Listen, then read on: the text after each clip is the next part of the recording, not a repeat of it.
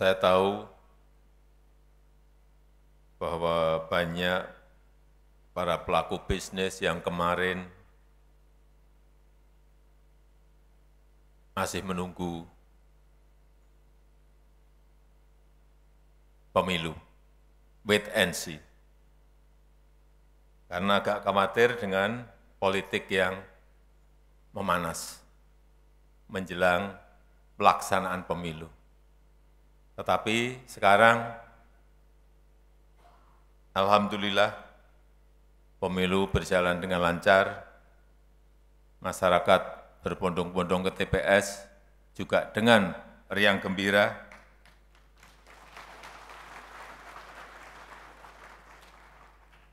dan kita harapkan arus modal masuk, investasi, sehabis pemilu ini bisa bergerak lebih meningkat dan lebih baik lagi.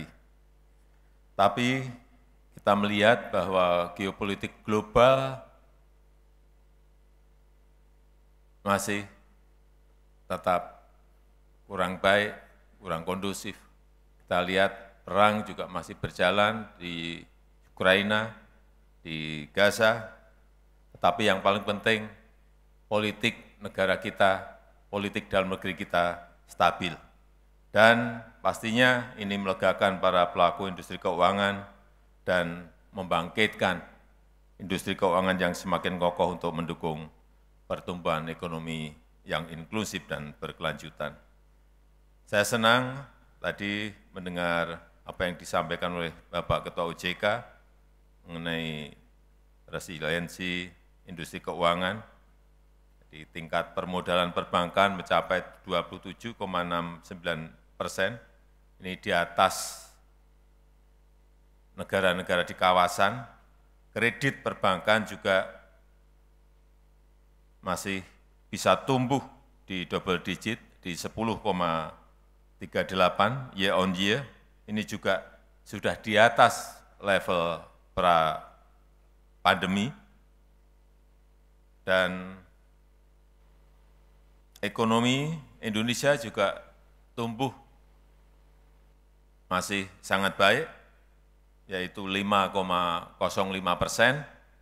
Inflasi juga terkendali, terjaga di 2,57%. Cadangan devisa kita masih di 145 billion US dollar. Neraca dagang kita juga surplus 36 billion US dollar atau kira-kira 570 triliun rupiah. Current account deficit kita juga surplus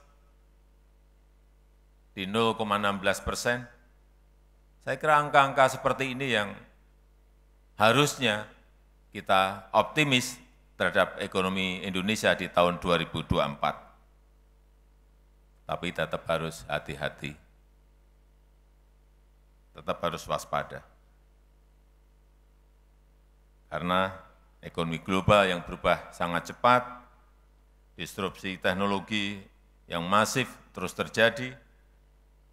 Tadi saya sampaikan geopolitik juga masih belum jelas, akan selesai kapan, akan kemana. Dan kita harus banyak belajar pada kasus-kasus masa lalu, baik di 98 di ASEAN Financial Crisis, kemudian di 2008 juga Global Financial Crisis, dan juga di 2023 kita lihat kemarin jatuhnya Silicon Valley Bank, ini juga mengharuskan kita semuanya untuk berhati-hati dalam menjaga industri keuangan kita, menjaga ekonomi kita. Kita harus juga menjaga ekonomi agar inklusif dan berkelanjutan. Dan tadi sudah disampaikan Pak Ketua OJK harus terus memperkuat inklusi dan literasi keuangan. Ini catatan saya di sini, tingkat inklusi keuangan kita di angka 75% dan tingkat literasi keuangan kita masih di angka 65% di 2023. Dan yang tidak kalah pentingnya, dukungan kita terhadap UMKM melalui perbankan dan asuransi. Kredit perbankan untuk UMKM saat ini masih di angka 19%. Ini perlu sebuah terobosan, perlu sebuah strategi agar ada peningkatan kredit perbankan kepada UMKM sehingga kita bisa melihat UMKM kita tumbuh dengan baik. Terakhir, saya mengapresiasi penyempurnaan taksonomi keuangan berkelanjutan Indonesia yang diluncurkan tadi oleh Pak Ketua OJK, sehingga inisiatif keuangan hijau dapat menyeimbangkan aspek ekonomi, aspek lingkungan, dan inklusivitas. Dan terima kasih atas dedikasi Bapak Ibu, atas kerja keras OJK dalam memajukan sektor keuangan, dan mari kita bersama-sama menghadapi tantangan dan mencapai pertumbuhan ekonomi kita yang lebih baik. Terima kasih. Wassalamualaikum warahmatullahi wabarakatuh.